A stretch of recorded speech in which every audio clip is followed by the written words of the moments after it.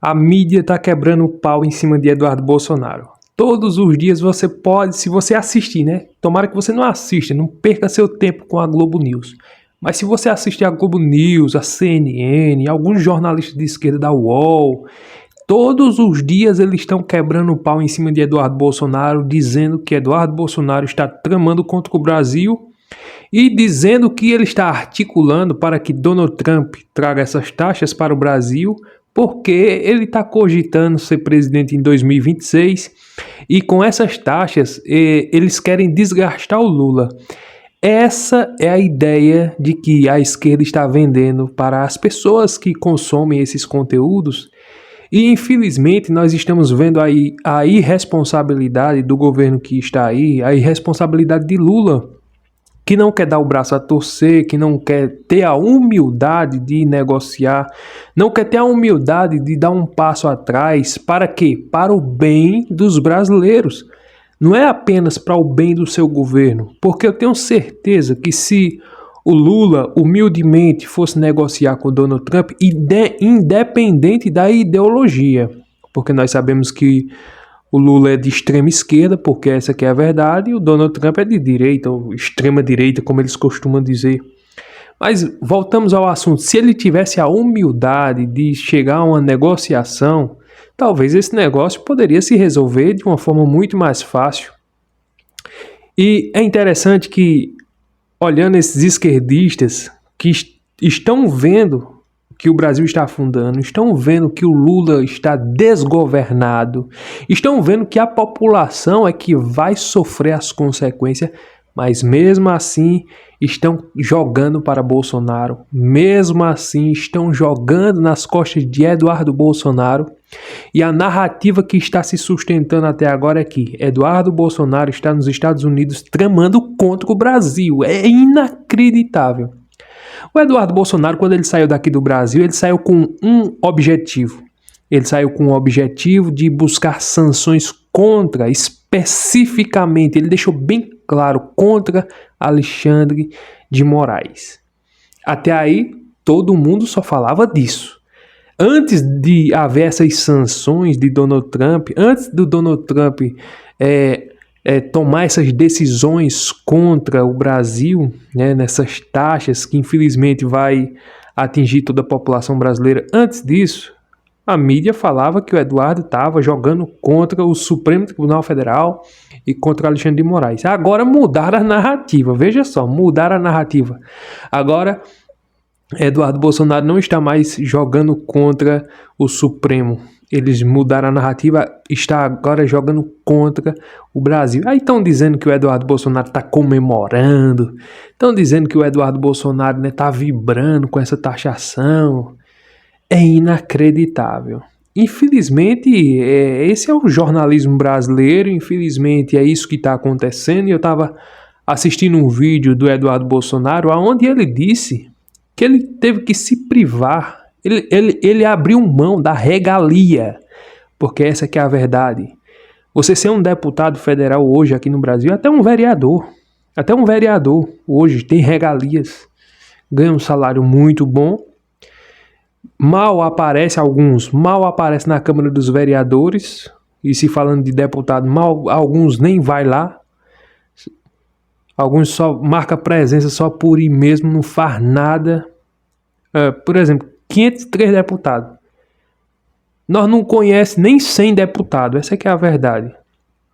Alguns estão ali de forma fantasma. Os mais conhecidos, que é os que estão na boca da mídia e dos militantes todo dia, é Nicolas Ferreira, é Gustavo Gauer, é o deputado Eduardo Bolsonaro, Marco Feliciano. Então, esses que se destacam mais, esses que estão na esquerda. Quem é? O Janones. O Janones por quê? Porque o Janones está fazendo algum projeto, alguma coisa boa? Não. O Janones está na boca da mídia e das pessoas justamente por causa de rachadinha, por causa de encrenca, por causa disso. Eu não vi nenhum projeto de Janones que seja benéfico para a população de Minas Gerais. Então, infelizmente, o Eduardo Bolsonaro ele abriu mão do seu mandato, até porque ele não vai voltar para o Brasil. Já está certo, se ele voltar para o Brasil do jeito que as coisas estão aqui no Brasil, ele vai ser preso. Ninguém pensa em outra coisa. Ninguém pensa, não, se Eduardo Bolsonaro voltar, ele volta para o parlamento. Não volta. E outra coisa, o deputado não existe mais essa. Aqui é perseguição. Deputado hoje não tem mais aquela liberdade de se expressar. Não tem. Os deputados hoje em dia, muitos deles estão com medo, não pode se manifestar. Não pode dizer que não gosta de Alexandre de Moraes, não pode falar contra, não. Qualquer coisa, Alexandre de Moraes ou algum ministro do Supremo, mas principalmente Alexandre de Moraes, que é o protagonista. Ele é quem está tomando conta do Brasil, essa aqui é a verdade. Ele é quem decide. Essa semana nós vimos aí que ele cuspiu, ele pisou, ele humilhou, ele rebaixou todos os deputados de uma vez só, de uma canetada só.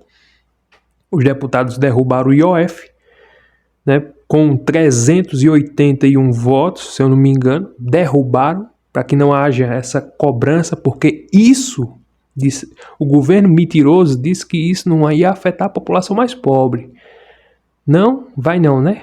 Quem compra com cartão de crédito é só rico, é? Quem compra com cartão de crédito é inacreditável. Então, o mais pobre é que vai sofrer as consequências no final das contas. Mas o governo mentiroso disse que não ia sofrer.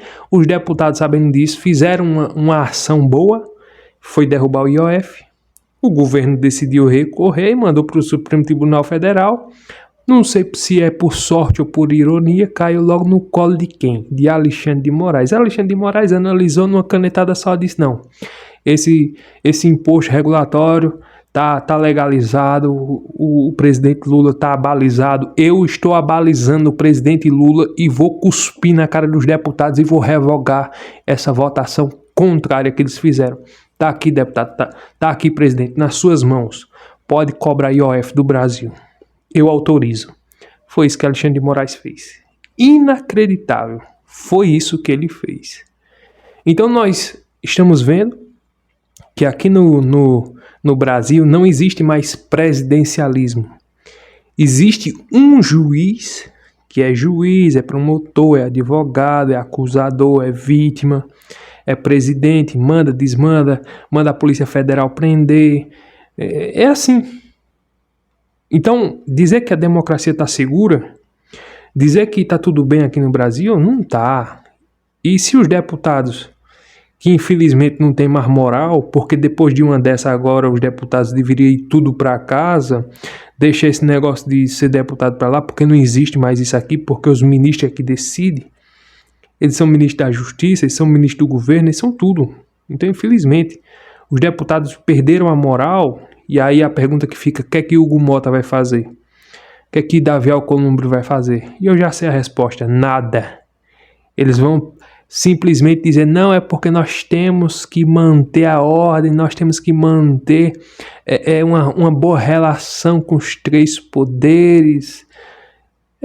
Essa é a ladainha. E enquanto essas coisas vão acontecendo e ninguém faz nada, o ministro vai se sentindo cada vez mais forte. Essa aqui é a verdade.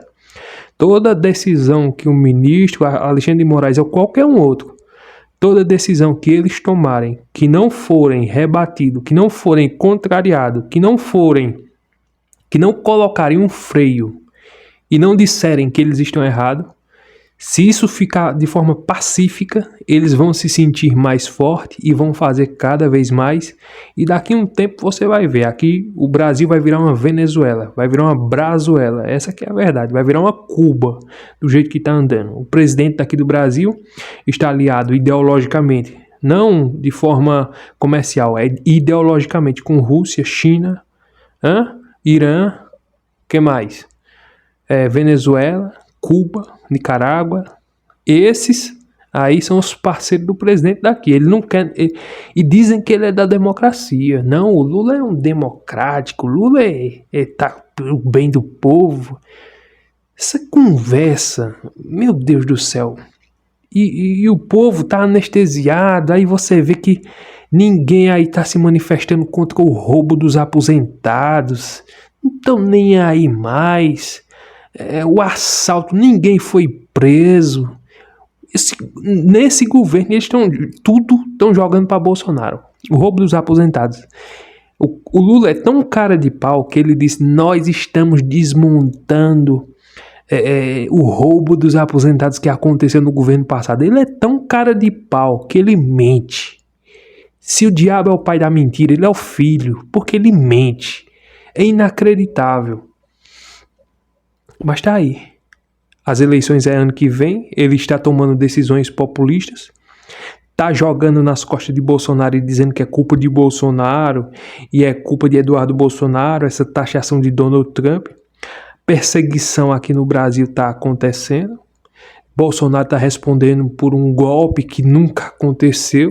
Meu Deus, é só no Brasil que isso acontece. É inacreditável. Nós, vem aqui na internet, manifestar nossa indignação, porque até agora, se é que podemos dizer assim, é o único lugar livre que a gente pode falar alguma coisa, mas nem tudo. Nem tudo, porque senão pode ser derrubado, pode ser desmonetizado, e aquela coisa toda. Infelizmente, essa é a liberdade de expressão, né? Que alguns dizem que existe aqui no Brasil. Expressão até tem, agora liberdade cadê?